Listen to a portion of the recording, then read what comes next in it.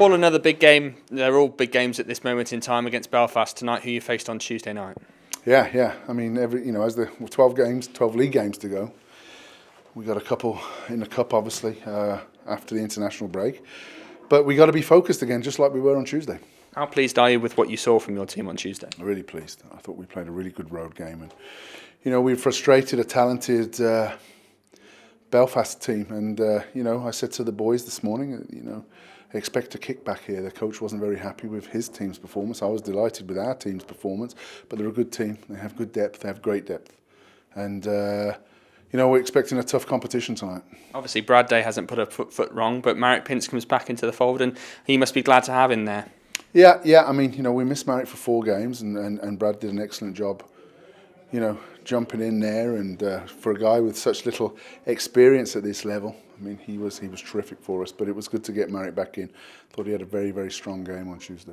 You obviously had to juggle the Lions around with the departure of Ryan Hayes. How pleased are you with the way that the Lions were performing out there, considering that some of them might not have played together for a while? Well, this time of the year, it's not always about, who you are or what you are. It's about digging in and finding ways to win, and especially as the games are clicking down. I mean, but there's still plenty of games left. But if we want to be in the driving seat with that top 3-4 teams, we have to keep picking up points.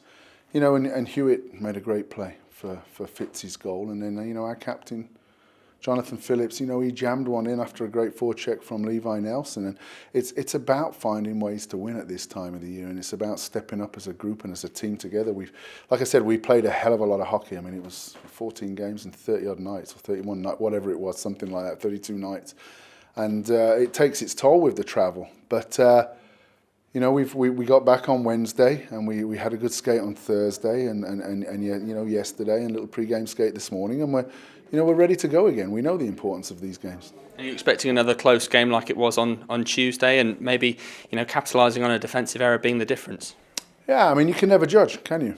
I mean, neither team wants to open up and go gung-ho here, but we're expecting a tight game, whatever it be, whatever the scoreline be. We're expecting it to be tight. Well, Derek, thoughts ahead of a big game tonight against Sheffield? Well, it's it's one of those games we want to come here and win, but right now I just want our guys to come here and compete. We've got away from that. We haven't been competing hard enough in general, and that's all I'm looking for tonight. Doesn't matter what the score is. I want to see guys fighting for the jobs, guys fighting to compete, and who want to be in Belfast. Because right now we have too many passengers, and that's been the problem. That's why we've been on skids, and now it's just lay it all out there. We come here to work, and that's it. You spoke about that after Tuesday night's defeat, and how disappointed by that result were you? Well, it was we get outworked. You look at the chances and stuff. There's things I'm learning too. I am making adjustments and changing some things around as the more I get used to our systems and my ideas and how I want us to play. But nothing's going to work with the effort we gave. And you know what? We just after the game was just drew the line. Said if you don't want to be here, then let us know and you're gone. And we'll find people that want to be here. What have you been working on in training to try and address the rut that you've been in? Well, I've made some adjustments with where we're going to pressure and how we're going to close the gaps on guys and make sure we protect the middle, especially the front of our net. And we've been working on trying to go to the front of the net.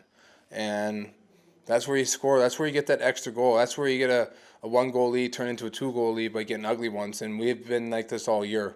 And it's something that you try to work on and stuff, but sometimes your team's just unable to do it. But you know what? If they're not willing to do it now, they're not going to be willing to do it next year. So we will make changes if it have to. Because Sheffield had done a good job of keeping you very much to the perimeter on Tuesday nights as well. They did a real good job. They, both teams looked tired. The pace was a little bit down than normal when you see that when you watch these two teams play. But we were both in the same situation. Injuries, key guys out. 3 games in 4 days, plus you guys had to travel, and we came out not bad in the first, but we gave it some good looks. Second was okay, but the third period, when it's a 1-1 game, there was no desperation by us, and that's what good teams do. Good teams sit there and say, you know what, we're here now, it's 1-1, we've hung on, let's just go win it. And they came out with a winning attitude where we came out on our heels and just sort of just waited for it to happen. I'd rather go down, if we're going to go down, let's go down fighting as hard as we can, not whiting and watching teams just take it to us. Is there any team news we should know about? And are you going to suit up tonight? Yeah, I'm going to play. I've been out for a while, and finally I get the okay from the doc. I can't make it any worse, so I will play. I'm going to try to play sparingly as much as I can because, it is a league game. I haven't played in 2 weeks. I haven't really been skating. It's just due to the problems I've had, and we're almost fully healthy. We have a full roster tonight, but you're still missing Chris Higgins, who's going to be hopefully back for the next one. But it's one of those things you got to take slow. Anything dealing with upper body injuries, you got to make sure they're 100%, or if not, it's going to be a nagging thing all year round, and we don't want to lose them for the rest of the year.